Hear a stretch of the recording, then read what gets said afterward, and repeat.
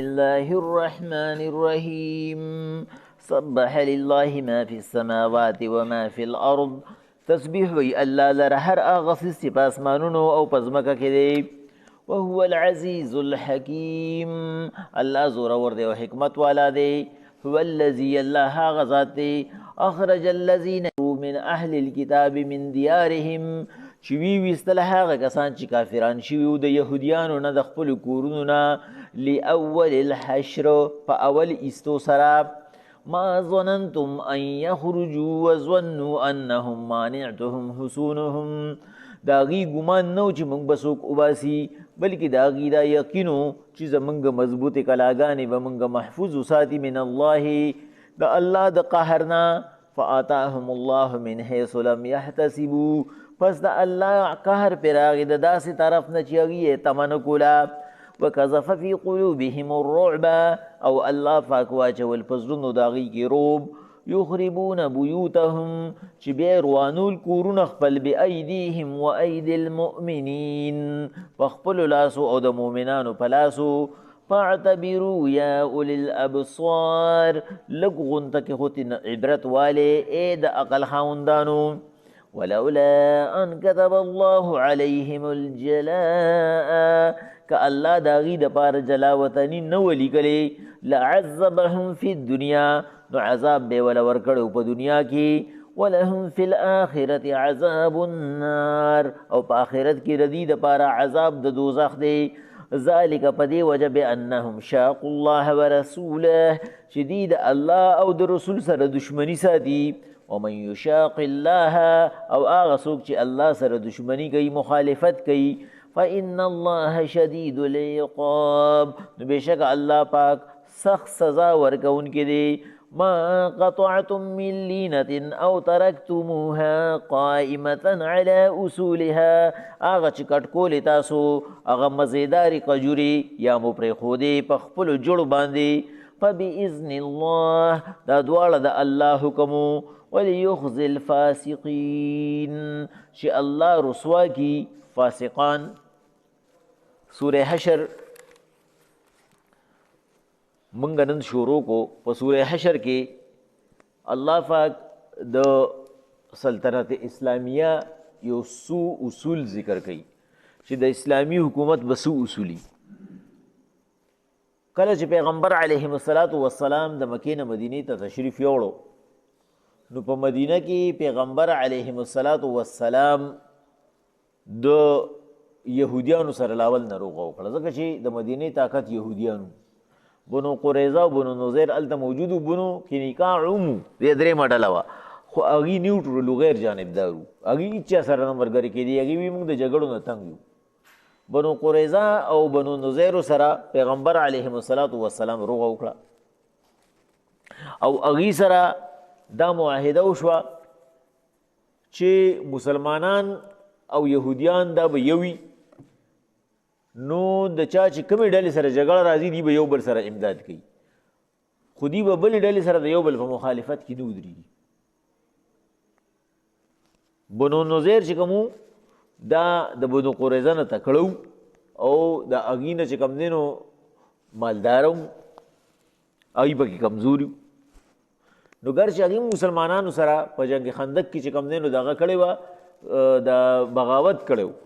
او مسلمانانو سره وعده ماته کړې وه نو هغې مسلمانانو هغې قتل کړي وو د هغې نه خو ځان خلاص کړی خو دوی پاتې وو دوی سره معاهده وه اوس دوی له دور بند نه ورته چې دا معاهده موږ څنګه ماته کړو نو د هغې دپاره دوی دا طریقه وکړه چې د پیغمبر علیهم السلام د قتل منصوبې به یې جوړولې لاول نه پیغمبر علیهم السلام ته خپل کسان راولېږل چې پیغمبر علیهم السلام زمونږ دا خیال دی چې 13 تنه د ستاسو نه شي او 13 تنه به زمونږ نه شي مناظره به وکړو په تورات او په قرآن باندې نو که چېرې مونږ پړه شو تاسو ته به ایمان به راوړو او که تاسو پړه شوې مونږ ته به راوړئ پیغمبر علیهم السلام ورته ویې ډېره ښه ده تفسیر سراج المنیر او تفسیر مدارک چې کوم دی نو په دې ځایل کې دا شاید نزول راغوستي دي چې د دې د ایستو د ټولو نه لویه وجه دا وه 13 کسان پیغمبر صلی الله علیه وسلم 13 کسان صحابه تیار کړل هلته کې د دې منصوبه خو د مناظرې نه وه د دې منصوبه خو د قتل وه چې پیغمبر علیه الصلاۃ والسلام به دلته راغواړو، پیغمبر صلی الله علیه وسلم به نعوذ بالله شهید کړو، بس کیسه به خلاصه شي. نو چې دې کله دا ولیدل چې دا خو 10 کسان مونږ هغوی ته ووایي، د 10 کسانو سره به څنګه مقابله کوو؟ یو دوه نه دي، پیغمبر صلی الله علیه وسلم باندې به مونږ څنګه حمله کوو؟ دا خو 10 نه دي، دا خو بلا شي دي. تو پیغمبر علیه السلام پسې کسر ولګو چې پیغمبر صلی الله علیه وسلم 10 تنه بستا یو 10 تنه به زمونږ خو شپېته تنه شو، دا خو به زمونږ په مناظره کې ډېر شور شرابي، څوک به پکې یو طرف نه آواز کوي، څوک به د بل طرف نه آواز کوي، دا به 3 تنه وو. پیغمبر علیه السلام وته بس ټیک ده 3 تنه به 3 تنه شو، دی خوشاله شو. هغه چې کوم 3 تنه وو هغه یې پوهه کړه چې بای څنګه پیغمبر علیه السلام مناظرې لراشي، تاسو پیړم به گزارو کې بس نور مرګري به په خپل ایسه به مونږ ګورو بیا، بس پیغمبر صلی الله علیه وسلم ته شهید کو، موږ خو پاتې مقصد دی. یو يهودي مسلمان شو، د دې چې کله دا خبره کوله نو یو داغه خور و چې هغه مسلمان نه و، يهودانه، هغه دا خبره ووري، داغه چې په هغه طرف باندې تیرېده، هغه خپل ورور ته ووایي چې زما ستا دین کې خو فرق دی، خو زما وروري ستاسو هغه سربراہ چې کوم دی ګورې دی ورته صلاح وکړه دلته راغواړي او شهید کوي. هغه راغی پیغمبر صلی الله علیه وسلم ته الوی او مسلمان شو، د دې منصوبه ناکامه پاتې شوه. پیغمبر علیه السلام ته پته ولګېده چې بای دی چې کوم دی زما خلاف منصوبه جوړو ده او دی ته پته ولګېږي چې زموږ راس پاس شه، بس خبره پرېښوده. بل ورځ پیغمبر علیه السلام له څه وخت پس دغه وکړه، روټۍ وله وکړه، نو زنانې ورته پوهه کړه، نو هغې ورته پیغمبر صلی الله علیه وسلم ته په هغې کې زهر واچو. نو چې کله پیغمبر علیه السلام هغه خولې ته کړه، نو هغه پوټي والا آواز ورکړه په ما کې زهر دي، ما وغورځو. پیغمبر صلی الله علیه وسلم بیا خوله والې وه، پیغمبر صلی الله علیه وسلم پوټې وغورځو، صحابه ته ویې راځئ وي دا مه خورئ، وي دې کې زهر دي. صحابه ورته وي دې سره موږ اوس خبره کوو په دې باندې. هغوی زنانه راوسته ورته ویې دا دې ولې داسې کړي؟ وي دا ما دا پیغمبر معلومه و چې دا په حقه پیغمبر دی او که دی، که دی په حقه پیغمبر دی بس هم بچ کېږي. بس پیغمبر صلی الله علیه وسلم ورته پرېږدی، بس ورته مه وایي. پیغمبر صلی الله علیه وسلم چې وفات کېدو نو پیغمبر صلی الله علیه وسلم وی زما دغه زهر او هغه اثر اوس هم چې کوم دی نو زما په جګر کې موجود دی. په دې وجه باندې یو قول دا دی چې پیغمبر صلی الله علیه وسلم وفات د شهادت و، اک اثر و چې را روانو پکې. په درېیمه پیره باندې دی پیغمبر علیه السلام د مسلمانانو نه یو کس چې کوم دی نو هغه دی په هغې کې په دغه زهرو کې یو کس شهید شو، چې هغه چې کوم دی نو چې پیغمبر صلی الله علیه وسلم هغې ته وایي چې وغورځوئ، هغه وخت هغه نوړی تېره کړې وه، هغه پکې وفات شو. پیغمبر صلی الله علیه وسلم ورته وایي د دیت د قصاص، نو د هغه قصاص یې ترېنه واغست. بیا پیغمبر علیه السلام چې کومو کسانو سره خلیف و، یعنې قصاص یې دا واغست، د هغې په سر کې د هغې نه کس دغه کو، دا چې کومو کسان په هغې کې شامل وو هغه یې ترېنه قصاص کو، هغه یې ترېنه ووژو. یهودیانو کې دې غصه نوره سیوا شوه. نو بل ورځ پیغمبر علیه السلام یو خلیفه قبیله به دي د هغې نه کس ووژو. پیغمبر صلی الله علیه وسلم ورته د دیت ماده راکړې، دي ورته پیغمبر صلی الله علیه وسلم موږ ته دیت بلکل درکړو، ته راځه دلته کښېنه، د دې په محله کې یو دیوال سره خوا کې کښېنو، وایي ته دلته کښېنه موږ چې کوم دی نو دله دیت راوړو. کسانو ته یې وایي د میچنې پل به پرې ور وغورځو او بس خلاص به شو دې دلته کې. بس وایي سم کار شوی دی، په خپله راغلی دی. پیغمبر صلی الله علیه وسلم خو چې دی لړو او دی پل راوچته و، چېرې دا پرې د بر نه راغورځو. پیغمبر علیه السلام ته جبریل علیه السلام راغی، وایي دې ځای نه پاسه، خو چې پیغمبر صلی الله علیه وسلم ته وایي پاسه دی پل راوغورځو. درېیمه پیره شو، پیغمبر صلی الله علیه وسلم پرې اډر وکړو، وایي دې جلا وطن کې ویې باسئ دلته، دا د سړي زامن دي نه. نو دا لاول الحشر و، دې د مدینې نه وباسل، خیبر ته یې وشړل. بیا په خیبر کې چې کوم دی نو چې کله جنګ خندق وشو نو د خندق نه پس دی بیا نورې منصوبې شروع کړې. په خندق کې هم دی دا مسله جوړه کړه چې لړو، هلته کې کعب بن اشرف چې کوم دی نو هغه غلاف د کعبې شریفي اوچت کو او ورته یې ویې تاسو د مسلمانانو نه غوره یې. هغوی ورته ویې نه په دې خبره باندې زموږ یقین نه کېږي، زموږ دې بت ته سجده وکړه. د مسلمانانو په دشمنۍ کې دي یهودیانو هغه کعب بن اشرف ولګېد او هغه بت ته سجده وکړه. چې هغه ته تاسو حالي کتاب بیا سیناګي سره مرګ شو، هغه ته نه موږ سره نه مرګ کوم تاسو مرګ او مسلمانانو باندې جنگ مسلط کړو. چې کله جنگ ختم شو پیغمبر صلی الله علیه وسلم د هغې دپاره یو صحابي پیغمبر صلی الله علیه وسلم اعلان وکړو کعب بن اشرف به څوک مړ کړي. یو صحابي چې کوم دی نو اب په خپل ځای باندې واقعه راشي هغه ذمواري واخیسته او کعب بن اشرف ووژه. چې هغه مړ شو پیغمبر صلی الله علیه وسلم وی دی چې کوم دی نو اوس د دغه خیبر نه وباسي. په دې وخت کې چې کوم دی نو دا 4 هجري وه چې کله دی د خیبر نه وباسل. بیا چې کوم دی نو عمر رضی الله تعالی عنه په وخت کې عمر رضی الله تعالی عنه دی د خیبر نه لړ شام ته هغه د شام نه وباسل او دی علاقو ته راوشړل. هلته کې څوک پرې نه ښود. دی هغه وخت کې چې کوم دی د خیبر نه ووتو څوک فلسطین ته لړو دیره شو او څوک په شام کې دیره شو. پیغمبر علیهم الصلاة والسلام چې کله اډر په دې باندې وکړو چې دی وباسي نو د خیبر علاقه ډېره زیاته چې کوم دی نو هغه مالداره وه په هغه ورځ ترقي یافته وه. مسلمانانو دې نه 27 دن محاصره کړې وه خو د دې په زړونو کې الله داسې روب غورځولی و دوی په مسلمانانو باندې بار نه شو راوتی. بس دوی وي الله وي د دې دا خیال و چې دا غټې کلاګانې به مونږ وساتي.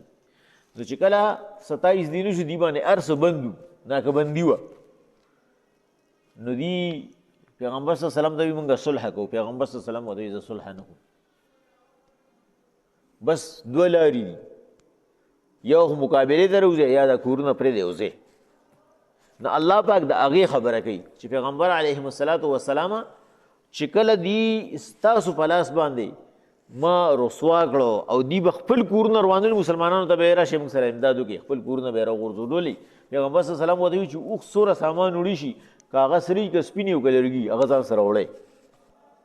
یو اوښ بار ځان سره وړی شي هر یو کس. نو دی به بیا هغه راغورځول او لرګي به یې خرڅول. نو مسلمانانو چې کوم دی نو لکه دا مشران وي هندوانو به هم داسې کول چې کله د پاکستان نه تلو نو مسلمانانو ته به یې چې راشي دا کور موږ سره راوغورځوي نو د هغې هغه سامان به یې خرڅ کړي. دا هغه رسوایي ده. الله وي د دشمن په لاس باندې بیا چې کوم دی نو بیا هغه خپل کورونه په خپله باندې راغورځولو. بیا د هغې په ادا کې کجورې لینا هغه کجورې ته وایي چې هغه د ټولو نه هغه ښکلی قسم دی. نو بس پیغمبر صلی الله علیه وسلم ورته وایي دا کجورې ووښې. مسلمانانو څه مسلمانانو والي او څه مسلمانانو وي دا خو مسلمانانو ته پاتې کېږي. نو ولې د مسلمانانو چې کوم دی نو دغه د مال حل مونږ ضایع کړو. نو چې الله حکم راولېږو چې بس وشو بس هغې لړو بس دغه کافي ده. نو بیا هغه مسلمانان خفه وو چا چې کجورې والي وي. نو الله حکم راولېږه نه چا چې والي دي هم زما حکم و چې ما وي چې دوی رسوا شي او دا چې چا پرېښي دي دا هم زما حکم و. بس دی که یو کس ګناهګار نه یې. نو صحابه وی د خیبر د ګټې نه پس چې هغوی جلا وطن شو مسلمانانو کې بیا څوک زکات اخیستونکي پاتې نه شو. عبدالرحمن بن عوف رضی الله تعالی عنه وی بیا به مونږ زکات د مدینو کوڅو کې ګرځو څوک بنو چې زکات مو ورکړو نو بیا به مونږ فلسطین ته شام ته یمن ته زکات لیږو. دا دوره زیاته چې کوم دی نو مضبوطه علاقه وه. الله پاک د هغې خبره کوي سبح لله ما فی السماوات و ما فی الارض. تسبیح وي الله لره هر هغه څیز چې په اسمانونو او په ځمکو کې دی. وهو العزیز الحکیم او الله زورور دی او حکمت والا دی تسبیح قابل دی. هو الذي الله هغه ذات دی اخرج الذین کفروا من اهل الكتاب من دیارهم چې وی باسل کافران چې هغه یهودیانو د خپلو کورونو نه لاول الحشر په اول ایستو سره چې اکثر مفسرین وایي دا اول ایستره دی کومو دا د خیبر نه شام ته شړلو او بیا پکې دویم هم راشي هغه دویم ایستل د دې د شام نه هغه د عجمو علاقو ته راشړلو. او په دې کې تفسیر مدارک وایي او روح المانی چې کوم دی نو پکې خبره کوي او په جواهر القرآن کې حسین علي صاحب وایي چې د اول الحشر نه مقصد چې کوم دی نو هغه په دنیا کې رسوایي ده او دا دویم حشر چې دی دا د آخرت رسوایي ده. د دې نه چې مقصد دا دی چې الله وایي دنیا کې مې هم رسوا کړو په آخرت کې به هم رسوا کومه. بهر حال هر یو چې دې نه مقصدي الله وایي ما ظننتم ان یخرجوا د دې ګمان نه و چې دوی به څوک وباسي. وظنوا انهم مانعتهم حصونهم من الله او دی وی زمونږ دا مضبوطي کلاګانې چې هغه 15 فوټه چې کوم دی نو پلنې وي او هغه ورځو کې هوټینګونه نه وو چې چا په ټینک باندې ویشتې وي غورځولې وي کټ به پرې راته دی وي دا به څوک ماتوي د دې نه به چې کوم دی نو څوک دن نه راځي. الله وایي دیوی چې مونږ به دی بچ کی فاتاهم الله من حيث لم يحتسبوا الله وتعالى داسې طرف نه قهر راوستو چې دی به پوه شو په زړونو کې ولا روب واچو وقذف في قلوبهم الرعب په زړونو کې ولا روب واچو دی وی بس د مسلمانانو پریدینا بس یې واغستو او د سره گزار پکې ونکو یخربون